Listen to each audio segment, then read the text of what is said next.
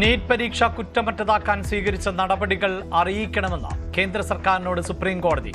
ചോർച്ച ഉണ്ടായിട്ടില്ലെന്ന് ഉറപ്പാക്കാനുള്ള സംവിധാനം ശക്തമാക്കണമെന്ന് നാഷണൽ ടെസ്റ്റിംഗ് ഏജൻസിക്ക് നിർദ്ദേശം.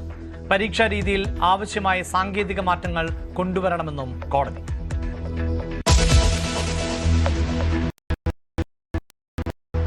ഫ്രീഡം ക്വിസിലെ സവർക്കർ ചോദ്യവിവാദത്തിൽ അധ്യാപകൻ ഗുരുപ്രസാദിന്റെ സസ്പെൻഷന് സ്റ്റേ.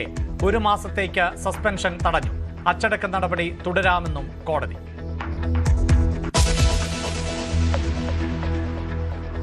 കരുവാറ്റയിലെ വയോധികന്റെ കൊലപാതകത്തിൽ നിർണായക വിവരങ്ങൾ പുറത്ത്. 13-കാരിയായ പെൺകുട്ടിക്ക് ശിവൻകുട്ടിയോട് ഉണ്ടായിരുന്നത് കടുത്ത വൈരാഗ്യം. ശിവൻകുട്ടിയെ കൊല്ലുമെന്ന് മുൻപും പറഞ്ഞതായി മൊഴി. പെൺകുട്ടിയും ശിവൻകുട്ടിയുമായി വഴക്ക് പതിവ്. കൊല്ലപ്പെട്ടയാളിൽ നിന്ന് മോശം അനുഭവം ഉണ്ടായെന്ന മൊഴിയും പരിശോധിക്കുന്നു.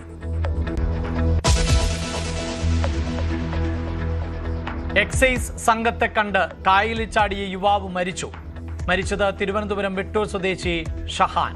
ലഹരി ഉപയോഗം അധ്യാപകരെ അറിയിച്ചുവെന്നാരോപിച്ച് വിദ്യാർത്ഥിക്ക് ക്രൂരമർദ്ദനം. തൊടുപുഴയിൽ കുട്ടിയുടെ ജനനേന്ദ്രിയം ഇടിച്ചു തകർത്തു.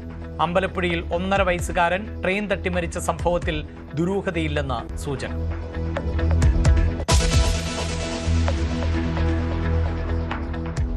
സ്വതന്ത്രയെ പിന്തുണച്ച് പാലാ നഗരസഭാ ഭരണം ഇടതുമുന്നണി പിടിച്ചു. മായ രാഹുൽ പുതിയ അധ്യക്ഷ. കോൺഗ്രസ് വിമതരും മായയ്ക്ക് വോട്ട് ചെയ്തു. ലഭിച്ചത് 16 വോട്ട്. UDF സ്ഥാനാർത്ഥിക്ക് ലഭിച്ചത് 10 വോട്ടുകൾ.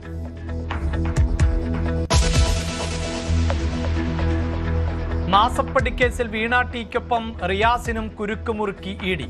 റിയാസിന്റെ സുഹൃത്തുക്കൾ ഇഡി റഡാറിൽ. തന്നെ വേട്ടയാടുന്നുവെന്ന് റിയാസ്. ലേക്കർ ഇന്ത്യയെക്കുറിച്ച് തന്റെ നാമനിർദ്ദേശ പത്രികയിൽ ഉണ്ട് എന്നും വിശദീകരണം. രാഷ്ട്രീയ പകപോക്കലിന് ശ്രമിക്കുന്നുവെന്ന് CPIM സംസ്ഥാന സെക്രട്ടറി. പ്രതിഷേധങ്ങൾക്ക് വഴങ്ങി തമിഴ്നാട് മുഖ്യമന്ത്രി ജോസഫ് വിജയ്. CJP മോഡൽ സമരത്തിന് കോളേജുകളിൽ ഏർപ്പെടുത്തിയ വിലക്ക് പിൻവലിച്ചു. തമിഴ്നാട്ടിൽ വീണ്ടും ജനപ്രിയ പ്രഖ്യാപനവുമായി സർക്കാർ. വനിതാ ജീവനക്കാർക്ക് 3ാമത്തെ പ്രസവത്തിന് 1 വർഷം മുഴുവൻ ശമ്പളത്തോടെ അവധി.